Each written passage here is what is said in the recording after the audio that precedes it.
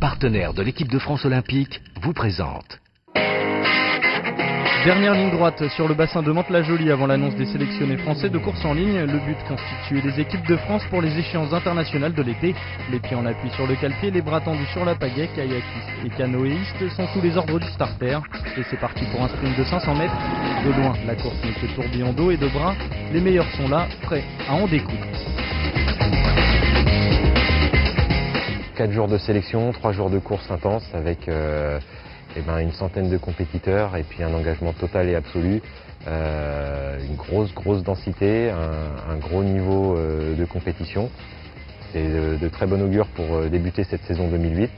Quelques sprints pour décrocher son billet en équipe de France, mais le temps des courses, ceux qui sont d'habitude en équipage s'affrontent en individuel.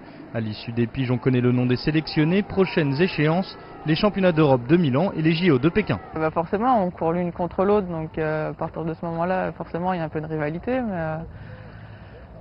mais c'est plutôt de la rivalité plutôt saine. Et là, on savait que de toute façon, l'objectif c'était de faire 1 et 2, donc après l'ordre.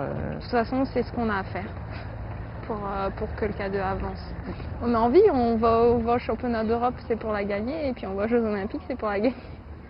Anne-Laure Viard et Marie Delattre ont déjà obtenu leur quota pour les Jeux Olympiques, tout comme le bateau de Philippe Collin et Cyril Carré.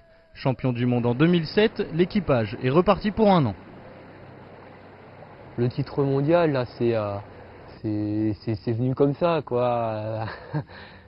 On l'a pas cherché, hein, quand même. Hein. J'étais là, personne n'en voulait, on l'a pris. Voilà, c'était pas notre objectif. Hein. Le quota, on l'a et on a juste à confirmer le niveau du bateau. En fait, on a juste à faire ce qu'on sait faire. Normalement, il n'y a pas de raison qu'en 1 an, le bateau ait régressé et qu'on ait perdu tout ce qu'on avait acquis. Je pense qu'on a des automatismes qu'au fur et à mesure du temps, on ne perd pas. Donc ça va être assez facile. En 1 semaine, je pense qu'on les aura récupérés. On ne cherche pas un quota, on ne le chasse pas. C'est-à-dire qu'on l'a, on sait qu'il existe. Et c'est pas pour autant que ça n'excusera pas quelque chose. Il n'y a pas de droit à l'erreur. Mais c'est vrai que c'est plus serein qu'on abordera la compétition.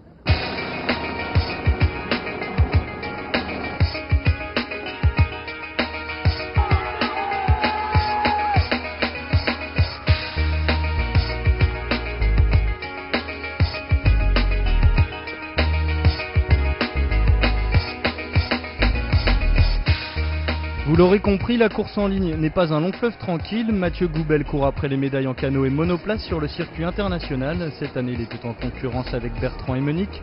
On annonçait une bataille de titans. Finalement, Mathieu s'est imposé dans toutes les courses de sélection. Franchement, j'avais encore, je ne vais pas dire un petit peu de marge, mais il y a des phases de course où je me permettais de prendre de la marge pour avoir des bons finishes. Donc je sais très bien que ces stratégies de course-là, je ne vais pas les utiliser dans 3 semaines. Et je sais que c'est là où on va essayer de grappiller des centièmes, peut-être pas des secondes, mais on va essayer de grappiller pour être performant au niveau européen. Ici, c'est une étape aussi dans le processus olympique, c'est-à-dire que là, cette année, il y avait les sélections françaises, il va y avoir les championnats d'Europe et les Jeux, et tout ça, on l'a planifié bien en amont, donc on est confiant dans ce qu'on a planifié, et c'est comme ça aussi qu'on construit des bonnes courses.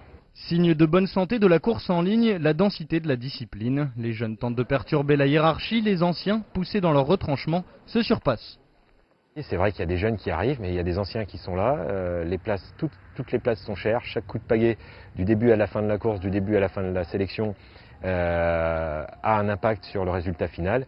Et l'engagement total et absolu, on le retrouve, mais c'est le même cahier des charges que celui d'un championnat du monde ou des Jeux Olympiques.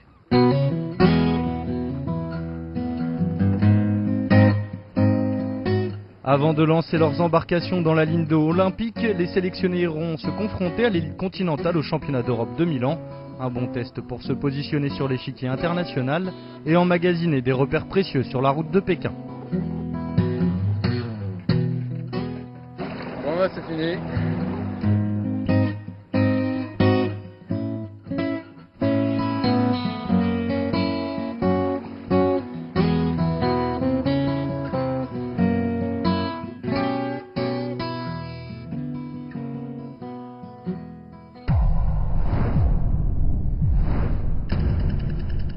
Orange, partenaire de l'équipe de France olympique.